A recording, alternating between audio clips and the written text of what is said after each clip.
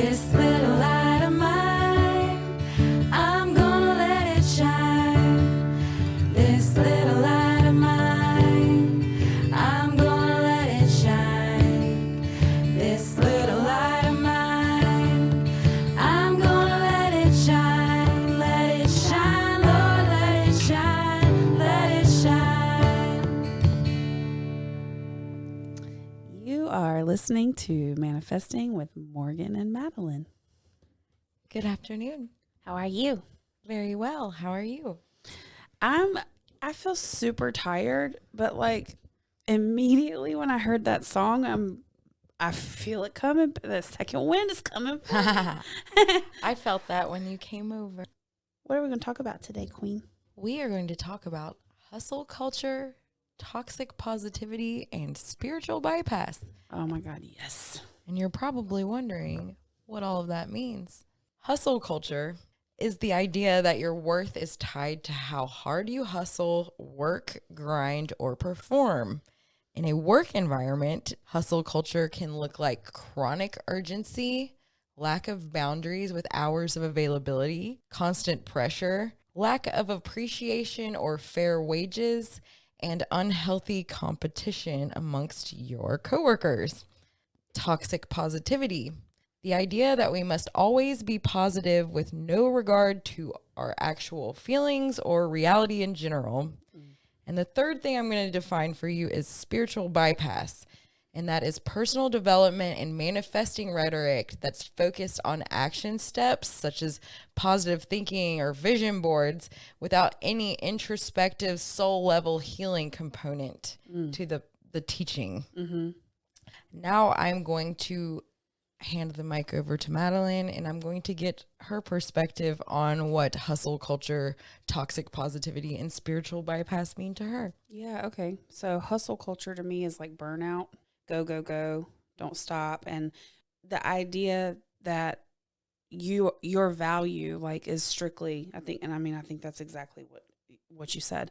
Like you are more valuable with how much you produce. Yes. Like your worth, your value is strictly tied to what you're able to accomplish in a day. Yes. To the point that you are on autopilot. Like being exhausted is a badge of honor. Correct. Like people who subscribe to the notion that working a 14-hour day or 16-hour day boosts their ego. Yeah. And I'm not putting those people down. It's the culture behind it that I'm having issue with. Yes. And I think it's a brainwashing. Well, some people need to work. For me, hustle culture also promotes self-hatred mentality of like celebrating self-hatred of like, oh, that workout killed me, man. Like it was like, do you understand where I'm coming from? Like that like is deprivation. Correct. Kind of, like yeah. like the worse you feel, the worse that you can like explain yourself feeling, the better you feel about yourself. Yeah. It's like, how much can I hate myself today? Or punish yourself. Punish. Yeah, maybe that's a better word. But yeah, to me, that's sort of what that means. Yes. Yeah. So toxic positivity. Yeah. Toxic positivity, man, this is one I've been guilty of. It's like saying, hey, I have all this stuff going on in my life and I'm really overwhelmed and I'm really stressed. And then somebody being like, well, people over in China have it worse. Yeah. Or, be like, well, I'm really like having a struggle with my kid. Or, well, think about those moms who have 5 kids and they make it, they figure it out. A person may be trying to encourage with those things. It may be coming from a good place, but it is just crushing. It's not holding space for you to feel your feelings. Toxic positivity. Right. It's telling you whatever that they feel like you should hear to feel better so that they can carry on and not have to sit with you and give you space for your feelings. Exactly. And they don't have to face the feelings with you. Yes. Or even aren't comfortable with you facing your own feelings. And to me, that comes down to, we'll get into this, but like a trust that just because you need to face it doesn't mean you can't get out of it. Yeah. You know, like I think it's toxic positivity is kind of fear based. Yeah. So it's like, hey, let's just put this big, huge, bright, smiley camp counselor personality band-aid on shit. And it's like, it's still shit Yeah. that you put a big band-aid over. And spiritual bypass. Yes. Is this a term this one's a little No. less common. Yeah, But I don't think I've heard it. Really. I mean, maybe like once or twice, but I'm not as familiar. So that's the one that's like really exciting to talk about because I believe the fuck out of this. yeah. Like it's like a core value of mine that you're going through the motions with no actual accountability to the steps that you're taking. Yeah.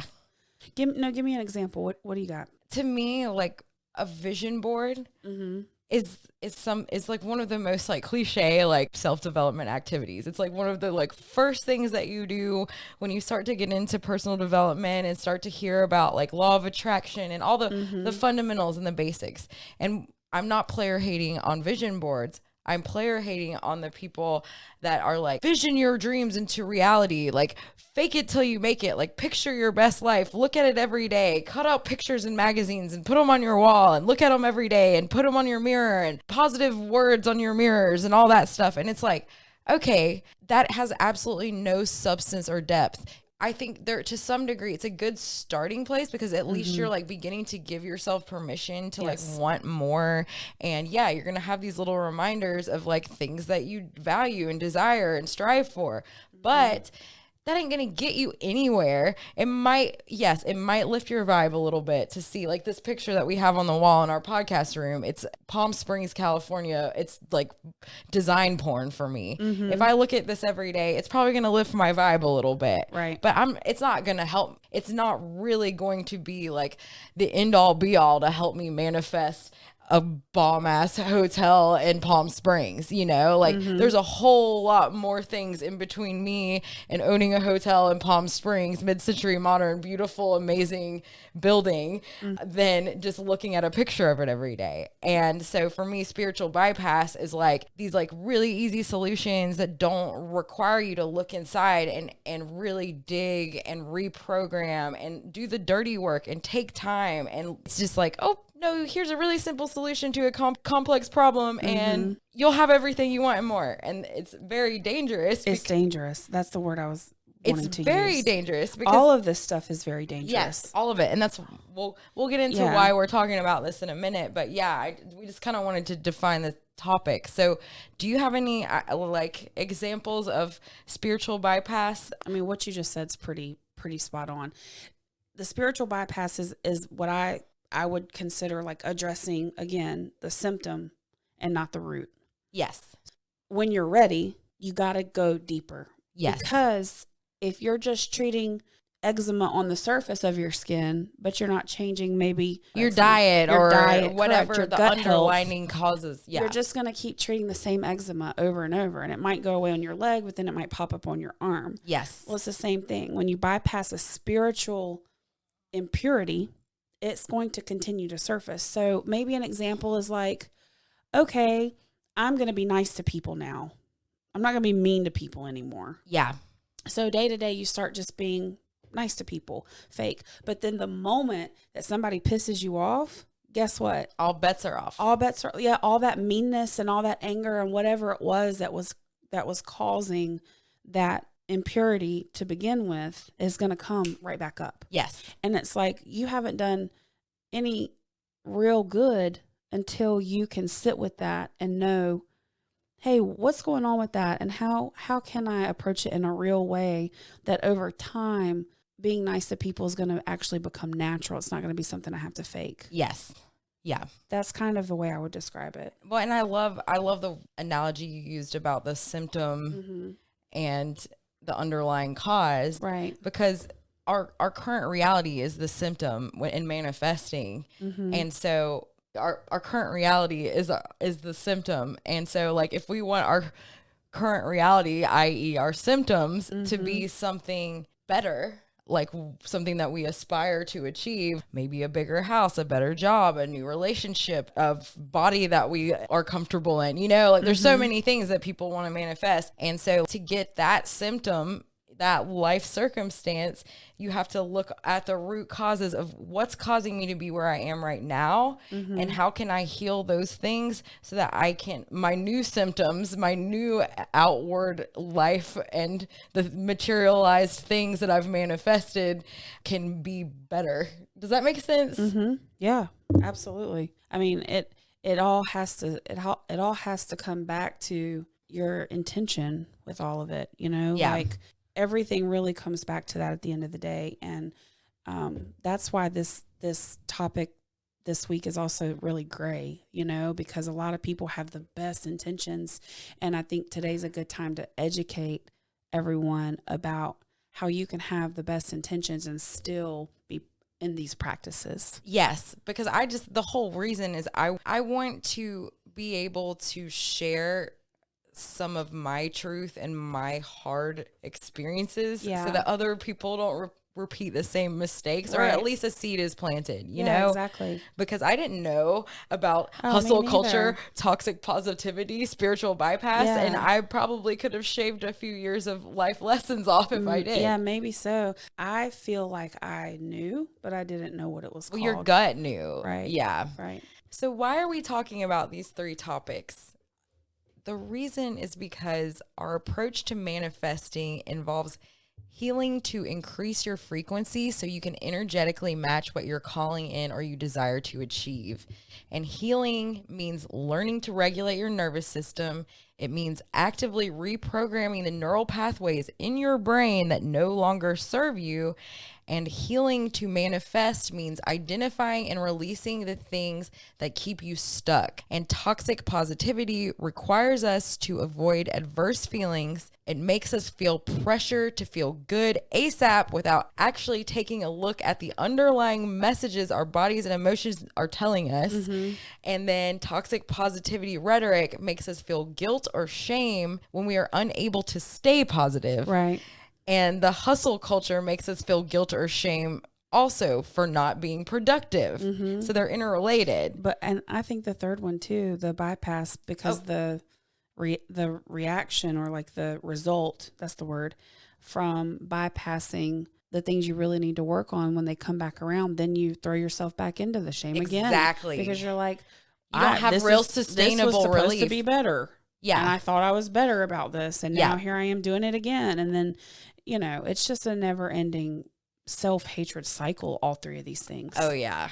Yeah. So, you know, hustle culture and toxic positivity go hand in hand a lot, because also like in the hustle culture environment, we can be encouraged to like push through or repress our feelings, because it like makes us feel like we are morally good if we don't express negative or adverse feelings. I don't really believe a feeling is negative. It's just telling us it's a symptom, you know? Yeah. But in the hustle culture environment, it's like, you are bad, you are wrong if you don't push through and work hard and shut your mouth, you know? Yeah. And so challenging feelings and are considered to be negative. So then we feel like we have to hide them, and we deny ourselves our truth and our feelings. And that is the opposite of wellness and healing. Yeah. And Heart attacks happen, and panic attacks, and sometimes people believe cancer, all this stuff that doesn't have anywhere to go stays inside of you. And you and I have both been subscribers of the hustle culture mentality. Oh my God, for sure. I got on the self-development train, bandwagon, whatever. Like I went all in. It was January 18th of 2018. Like I will never forget the date that I changed, because my life has been changed forever. And I was true to myself for like the first year when I was starting to learn and become like an infant in personal development. And then I got sucked into hustle culture years into it. It wasn't in the beginning of this new chapter of my life. So it's, and of course I understand like things happen and I learned the lessons I needed to learn, but the thing that I feel like is really important that you're saying, that I hear, then also that from my experience that I can say, is one of the reasons hustle culture is so dangerous is because it's a shapeshifter, and it can present as self-improvement. Yes. It can dress up like self-development and knock on your door. And we think maybe that's what we're doing. Yes. And in reality, it's a wolf in sheep's clothing. Exactly. So don't feel bad, even though I understand where you're coming from, It's because just like the writing was on the wall. Like I could have totally, you know, and that's yeah, well, we can could have and should have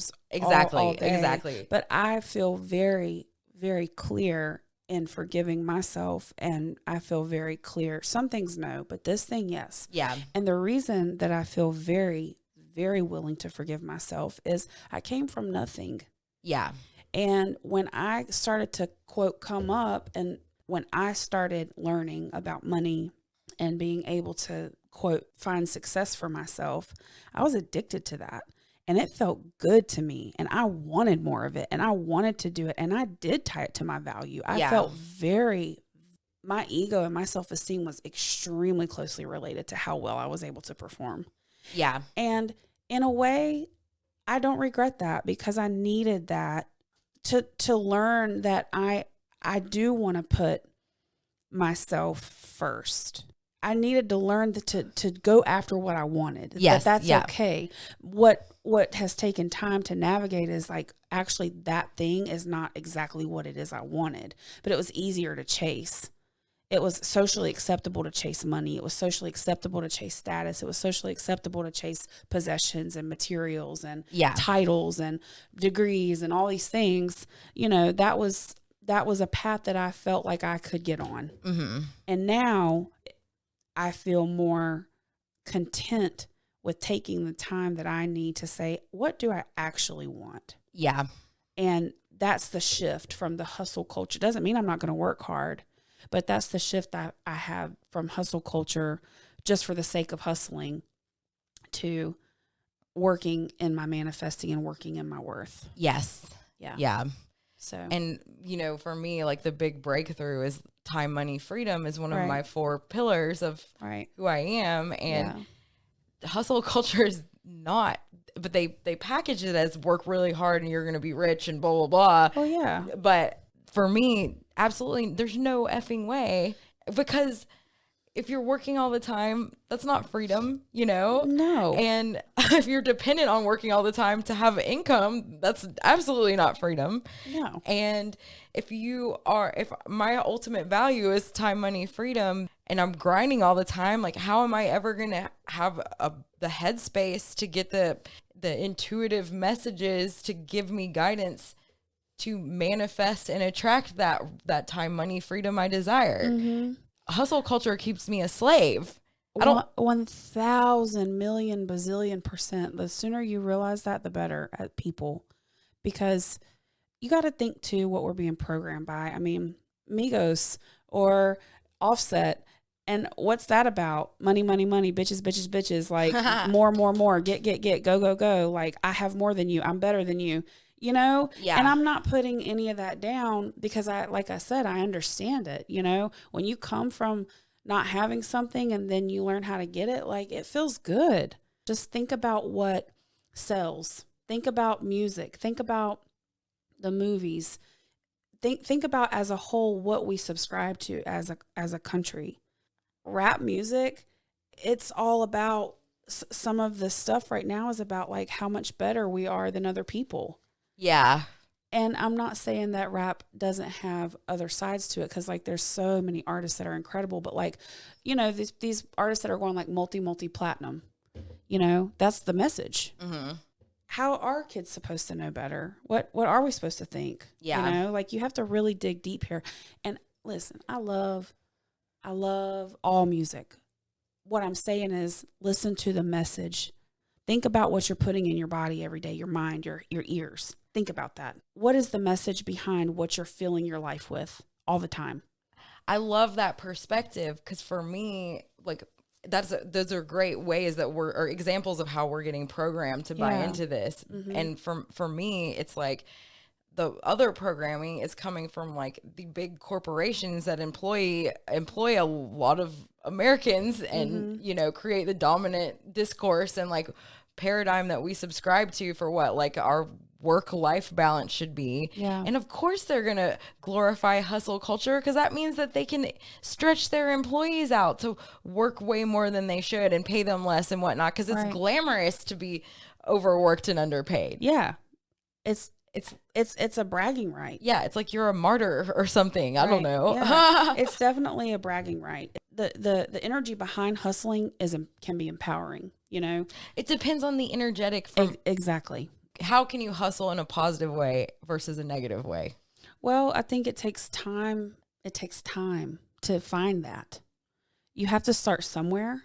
So to me, if you've never known anything different and then you start doing something and it feels good, just check in with yourself.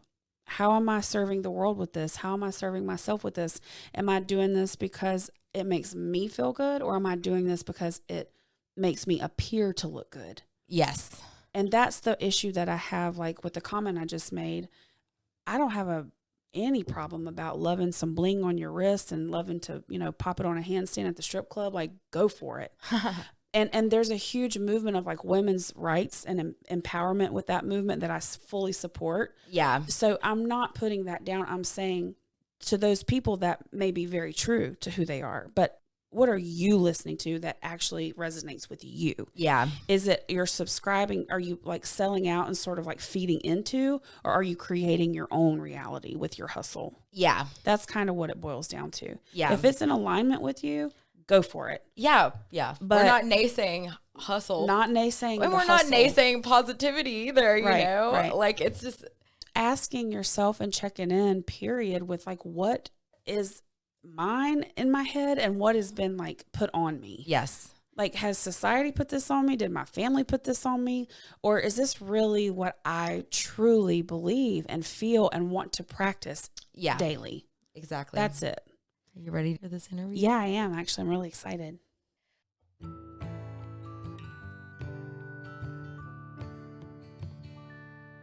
Each week on Manifesting with Morgan and Madeline, we feature an interview with someone who followed their dreams and leveled up, personally or professionally, against all odds. We share these interviews to inspire our listeners and demonstrate that anything is possible. What is your name, age, city, and profession? Well, Morgan, how are you? My name is Sokoni Scott, and I am 46 years old.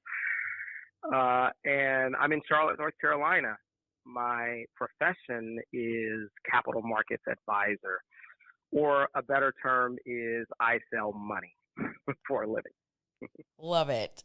So, would you mind sharing a little bit about the circumstances that led to your big up leveling? Well, that's interesting. I would say, I have been in the financial services industry for the better part of 20 years. I've also, from time to time in my career had stops along the entrepreneurial road, if you will. My journey, I've worked with large Fortune 100 companies, and I learned a lot about discipline, a lot about structure, and a lot about sales and finance. But I started about 3 years ago. I worked with a boutique capital markets advisory company, and I really enjoyed it, working primarily with commercial real estate investors, developers, etc. But just realized I could do it what I thought better on my own, and I just wanted to, like you said, level up. I felt like I can start a business, and I thought I can help more people, and also build a team that is driven to do more business. And so that's what we're in the process of doing. So, I guess we do know the answer to the next question, which is how did you level up? Well, I will say that with all moves, if you will, it becomes a decision. So I could have sat around and said, hey, I want to do this, or I could do this.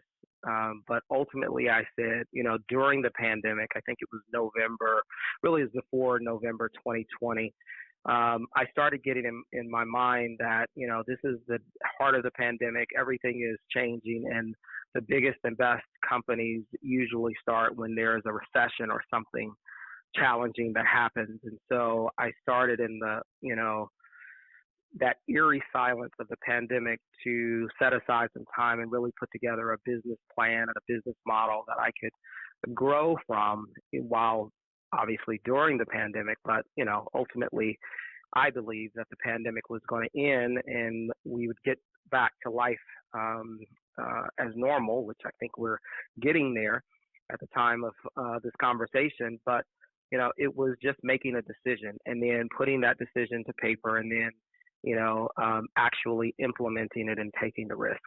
Did you take a leap of faith before leaving your prior job, or did you work on this while you were still employed?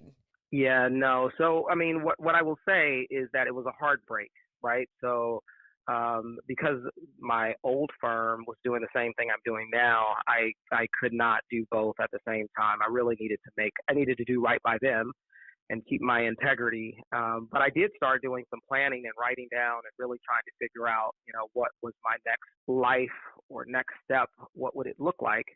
And so I took the time to make those decisions and, like I said, write it down. And then I made a clean break. And then I started my own firm. At first, it was me, like one man in a truck, and then it has grown from there. But yeah, I started off, by just making a decision to move from my old firm. So it was definitely a clean break. It was not an overlap. Gotcha. So what did you do? What tools did you use to stay focused and motivated through this process? I don't know if it's what do you do. I am intrinsically motivated. Like I am driven to succeed. And when I put my mind to something, I am undaunted by failure or by rejection or by, frustration, because all of that is a part of the journey, a part of the growth process. So I don't know if I can answer the question, what did I do to stay motivated? I just made a decision and I really dialed in and said, this is where I want to be. Initially, you're doing everything. So I was doing the prospecting and going out and meeting people. Of course, during the pandemic, that was a challenge. But I also did all the analysis work, calling all the lenders and, doing everything that it takes to get deals closed and to the finish line. But as soon as I could, I hired somebody to help out with that process. But I stayed focused and I stayed focused by, just dialing into my goals and knowing where I wanted to get to. I love it. So did you use any books or podcasts or any other resources like while you were working through this change? Yeah, so the pandemic allowed, like I said, some downtime. So I did read some books, and I'm a big audio book person. There were several books that, I guess that I've read during the pandemic and even before that kind of brings me to this point. One of them is a book that everybody should know, and if not, they should go out and get it today, and that's Think and Grow Rich. I think it's probably one of the books that, a lot of the other personal development books are written off of, or, you could take a phrase out of that book and write another book. But Think and Grow Rich was really instrumental in me just really figuring out, what I needed to do in order, the process, if you will, that I needed to take to be successful. Because, I'll tell you, I'll be the first to tell you, am a failed entrepreneur. There are some ventures that I took that I didn't do well at. And so this book helped me to, put some more perspective and, some more color around the plans that I had. Another book that we talked about briefly was E-Myth, which I've read multiple times in the past. That was really helpful in just, learning how to scale up, which is another book that I read, Scale Up. I read Building an Elite Organization, which was a great book. Well, I appreciate you sharing. I like to include in our show notes any books that we reference in each episode so people can look into them. But Think and Grow Rich was also a huge game changer for me. So I respect that you also appreciate that one. Oh, yeah. Listen, it's interesting. I probably read that book, I don't know, maybe 2 or 3 times over my life, if not more. But, this time I read it and I felt like this is a yearly read because I got so much out of it. I don't know if it was just the place that I was at the time, or just my mental perspective. It just became like this book. Everybody needs to read this book. It was so good. So I think that was probably my top. But I'll tell you, there's 4 or 5 other books that I read that really were instrumental. Are there any other ones you want to mention? So I'll tell you another one that was really good, instrumental in the marketing side of my business, is building a story brand. And that one was really good because it teaches you how to, like I told you at the beginning, is I sell money, right? To boil it down. But, we live in Charlotte, or I live in Charlotte, and there's a bank on every corner, a church too, but a bank on every corner. And how do I define myself? How do I stand out? How am I on the phone with Morgan today? What does she see in me? It's because I was intentional about building a story brand around my business. And so what that means is that, I need to take my clients on a journey. And the journey is from where they are right now to where they want to be in the story. And I don't want to be the main character. I want my client to be the main character. And I ultimately want them to achieve their goals. And that is higher net worth. That is finding the right loan. That is fill in the blank. Whatever I find at the beginning of our conversation. And then we identify the challenges. And ultimately, I'm the guy that helps them get to the finish line. But at the end of the day, my client wins. And the building a story brand really helped me understand how to differentiate myself from every other person. And it's the same process that movies use and other people use to tell stories at a very, very high level. But he boiled it down for the business market. Well, I appreciate you sharing. I definitely want to check that one out. Oh, that was my secret. You pulled that one out of me. Well, thanks. Don't tell everybody that one. So during this transition, did you get any pushback from your community? Honestly, I'm so driven that, maybe there was. First of all, let's start here. I don't tell anybody that really, don't need to know. So initially I kept my circle very small in who I let know. And then at the time when I achieved some pretty good success early. And so by that time, if somebody was going to be a naysayer, they meant very little. So I don't go out and tell everybody what I'm doing. I just do it. And then they look up and say, oh, Sokoni, I heard you were closing loans, and I hear you're closing loans every week. Well, they didn't know the process that it took to get there.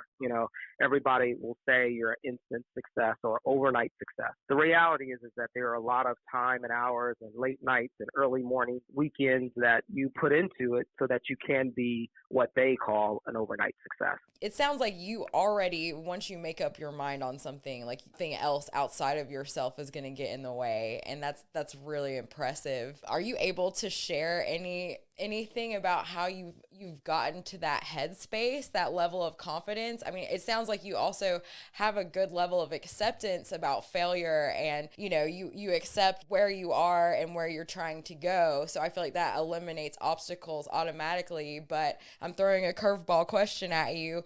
Can you comment on how you've gotten to where you are confident, where you do keep your eye on the ball and not let outside distractions get the best of you? Yeah, no, that's really important, especially today, because there's so much noise coming from so many different places. Either you're Democrat or you're Republican, either you're for this or against this. There's, either you're always watching the news or the financial market. Are we headed to a recession or not?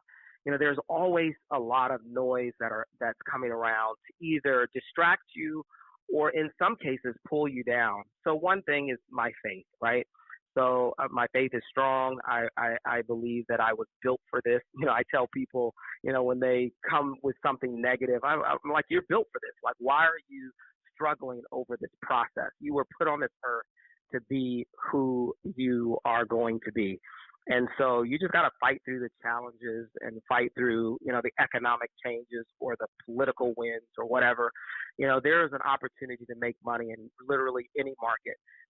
And so I just have that type of confidence. There's the intrinsic side of this confidence, but also there's the extrinsic. So, I do read biographies and autobiographies that show, like the Elon Musk of the world and others that are, just hugely successful, that fought through extremely difficult times, and they give you what you need in order to make it through. Like, there is always somebody that has built something special out of a more challenging time than we are in today in 2022.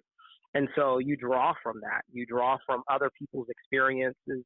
You draw from your own, and then you put your head down, and you hopefully, and I haven't mentioned this, but you have a circle of people that you communicate with, and Morgan, every time we connect, it's always positive. And I want to connect with more Morgans of the world that are out there doing things, making moves, and really challenging the status quo.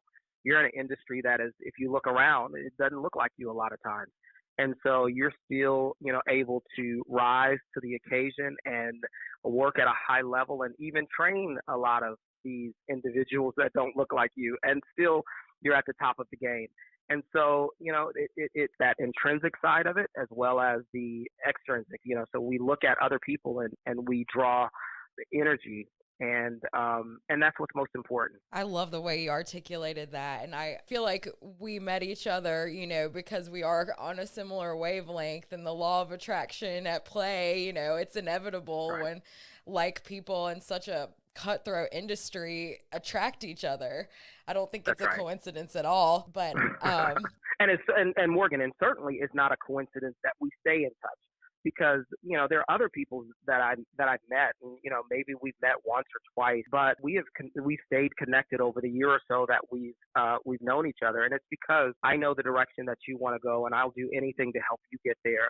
And I think you would do the same for me, and that's what success is all about, is not only having to have on the inside and external, but having the right people around you that will encourage you on a bad day or tell you about their successes, and I will cheer you on. You told me that you went through a difficult deal and it closed. Hey, listen, I'm here to cheer you on. Like, let's get another one. thank you so much. And you're giving me butterflies right now. This is like the kind of thing I live for, Well, back to your story. So did you have any challenges come up, any curveballs or some obstacle that I guess you didn't see coming when you were making the transition? Yeah, well, in this business, we've talked about this, but there's a lot of competition. So one of the biggest challenges is you're fighting for every deal. There are bankers in, commercial bankers everywhere. There are other brokers like I am, and then I'm an unknown entity to a lot of people. So I'm having to fight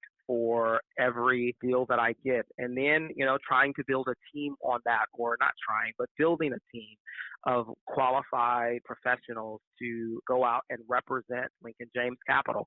That's not easy in a market where there's limited people that want to leave the corporate space, if you will, with big salaries, right? So all of those are headwinds or challenges. Now we're going through an interest rate challenge. We're going through, what could be a recession over the horizon. There are always challenges. Like every year we could say, I'm going to stay in my room because of challenges. But what we try to do is we try to build an organization that helps us navigate through the challenges. And so, once we get through one challenge, which was the pandemic was the last one, many people thought we weren't going to get through it, and we got through it.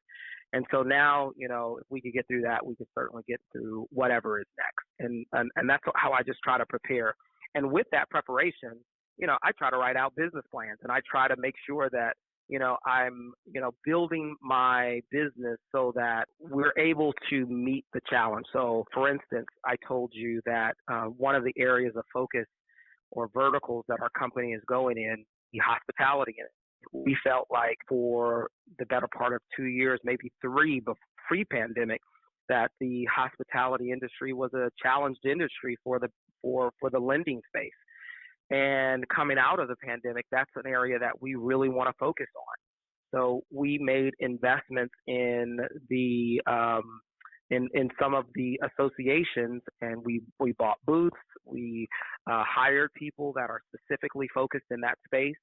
We really want to be a known entity, and we're making the investment. So, yep, there's challenges, but we look for opportunities in those challenges to still rise to the top. So basically, you're saying the way that you overcome the challenges that come your way, whatever they are, whenever they happen, is just to kind of be open and creative and preemptive so that you're prepared for anything that comes your way. It's like that saying, Wayne Gretzky, and I may get this wrong, but he's skating toward the puck, right? And the puck is going 50 miles an hour, and sometimes you can't even see the thing. But you're always looking for its trajectory, and you're looking to figure out, okay, what's next? In the commercial real estate space, right now, multifamily, or at least for the last, decade or so, multifamily has been a hot space. And then, warehousing, but office and retail are not as attractive right now. Hospitality is not attractive. So what you're trying to figure out is who's next, what's next. And because I have the ultimate flexibility as a capital markets advisor, independent, I can figure out what's next, and we can go in that direction to find opportunity. So yes, I'm looking for opportunity. Where's the market moving? I'm trying to predict that future, and then being nimble enough that, say the Feds do something that wasn't expected, or Congress, or whatever. Okay, so what next? And then making sure we have the liquidity in order to make those changes. Sounds like a good plan to me. Well, so just to wrap up, do you have any major lessons that you learned that might benefit others that you'd like to share? I saw this recently, and it was something that Elon Musk said. It says, if you give yourself 30 days to clean your home, it will take you 30 days. But if you give yourself 3 hours, it'll take 3 hours. The same applies to your goals, ambition, and potential. What I would say, I guess, to end this conversation is you need to level up now. And if you give yourself the next 10 years to do a goal, to achieve your goal, then it's going to take you 10 years. But if you give yourself 30 days, 60 days, 90 days, and put and write it down and set yourself KPIs to get to your goal, then you will absolutely get to it in the time that you set for it. That's kind of the way to massive success. Well, I really appreciate you sharing that. I have not heard that quote, but it makes perfect sense. And I do have one more question for you. This episode that we'll be recording with your interview, we are talking about toxic positivity and hustle culture. So I'm curious as to how you keep some balance when you're very motivated, you're willing to work hard and all that. Like, how do you keep balance so that it doesn't end up running you over? Yeah. Well, first of all, I operate on a 6-day week. So I operate Sunday through Friday, and then I shut down. If you call me on a Saturday, you won't get me, likely. And so I take off. That is my spiritual focus day. And a lot of people operate on this 7-day a week. I got to do it. I got to always answer the phone. I have to have the news on all the time. And I just don't do that. I'll work long hours for only so much. And then I have to draw back and really recharge, if you will. And so that's one of the ways that, I do that. And then I take vacation. I mean, that's another thing I do. My family, we try to, get away from time to time. And yep, I do work on my vacation.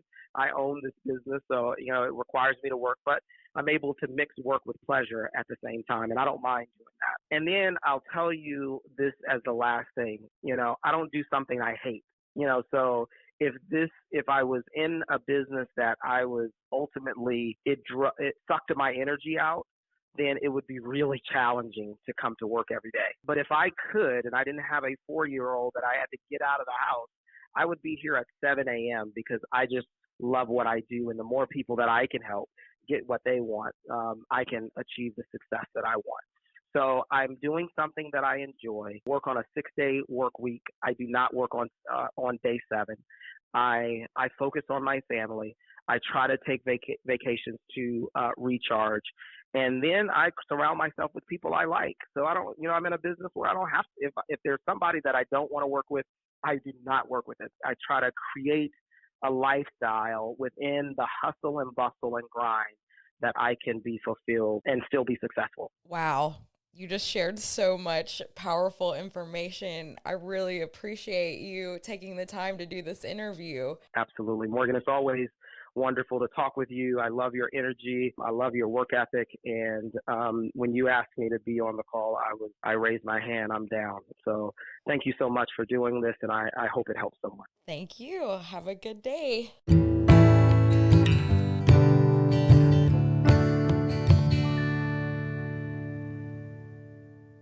He's freaking amazing. Agreed. I don't get impressed by people very often. I just like that the timing. I think we kind of knew this was going to be a subject that we were going to talk about. And then I just coincidentally get to interview someone who is a business owner, a producer, somebody so in their worth, so magnetic, just one of those 1 in a million people. Well, he's an example of the positive and the production in the right way. Yeah, exactly. That's an example of that's the goal, is what he's talking about. Yes. What he's doing, his life, how he's taking his truth and applying it to his life. I mean, I know he works hard, but he's not somebody, he's in his worth enough to know, like, okay, I've got to put the brakes on here and there. And it's just cool to see that. And I think so. In an industry that, real estate, finance, those are like two very, like, commercial real estate, finance. Residential real estate's really insane. Yeah, attorneys, oh my gosh. Yeah, just anywhere where you kind of like, quote, bring work home with you. Yeah. That's usually a sign of like, I feel like there's some industries where it's like the major narrative is hustle culture. Yeah, I agree. But anyway, I think attorneys, real estate, and finance are the top 3 that come to mind for me. Yeah. We're in a little bubble though. We choose to be. Our professional network, because we're in real estate, we're only going to be exposed to so many other different industries. That's true. The thing that we wanted to close with for you guys is just kind of going through how to spot environments or content or feelings, vibes. That include toxic positivity, spiritual bypass, or hustle culture. Yep. So what you have here, any message that is packaged in a way that implies you are broken and need to be fixed. What do you think about that? I love that because, first of all, I love this because it gives us permission to be exactly who and where we are. Like, we are who we are and we are where we are. And to me, that is like the green flag. Green flag. If you're going to be reading a personal development book or a podcast or whatever, like that is the truth. That is the gateway. The gateway into healing is what you just said. Yeah. And that lines up with healing from a place of acceptance and love, which is what we subscribe to, believe in, and promote. Yes. And not, quote, healing from a place of self-hatred. Yes. Or running away or escapism. Yes. Of who we are or what we've done, so to speak. So to say, like, quote, there's nothing wrong with you, when you know there needs to be a shift, that only you know that. Yes. So it doesn't mean there's something necessarily wrong, but it doesn't necessarily mean it's working for you either. So when you feel that feeling, that's your green light to say what you just said. How can I improve myself? And what does that look like?